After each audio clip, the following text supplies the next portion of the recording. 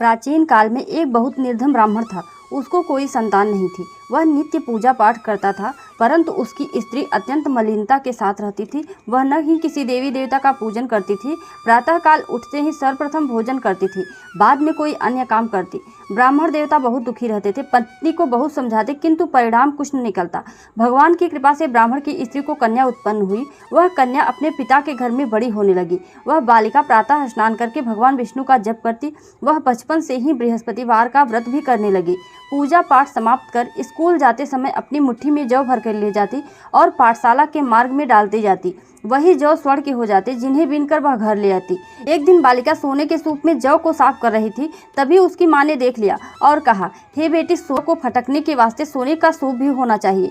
दूसरे दिन गुरुवार था। इस कन्या ने व्रत रखा और बृहस्पति देव से प्रार्थना करके कहा, हे प्रभु, यदि मैंने सच्चे मन से आपकी पूजा करी हो तो मुझे सोने का सूप दे दो।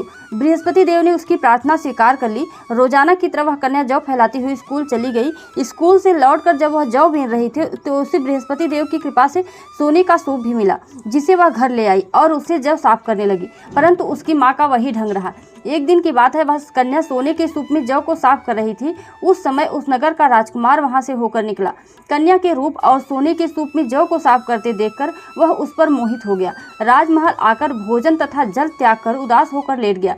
राजा को जब राजकुमार द्वारा अन्न जल त्यागने का समाचार ज्ञात हुआ तो वह अपने मंत्रियों के साथ अपने पुत्र के पास गए और बोले, हे पुत्र, तुम्हें किस बात का कष्ट है? किसी ने तुम्हारा अपमान किया है अथवा कोई और कारण है? मुझे बताओ, मैं वही करूंगा जिससे तुम प्रसन्न हो जाओ।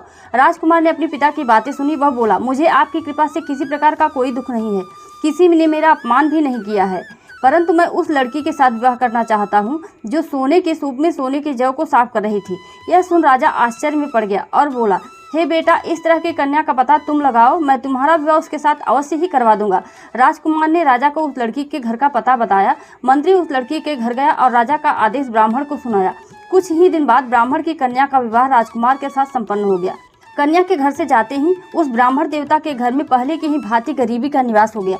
अब भोजन के लिए अन्न भी बड़ी मुश्किल से मिलता था। एक दिन दुखी होकर ब्राह्मण अपनी पुत्री से मिलने गया। बेटी ने पिता की दुख की अवस्था को देखा और अपनी माँ का समाचार पूछा। ब्राह्मण ने सभी हाल कहा। कन्या ने बहुत सा धन देकर अपने पिता को विदा कर दिया। इस तरह ब्राह्मण का कुछ समय सुखपूर्वक व्यतीत हुआ, लेकिन कुछ ही दिन बाद फिर वही हाल हो गया।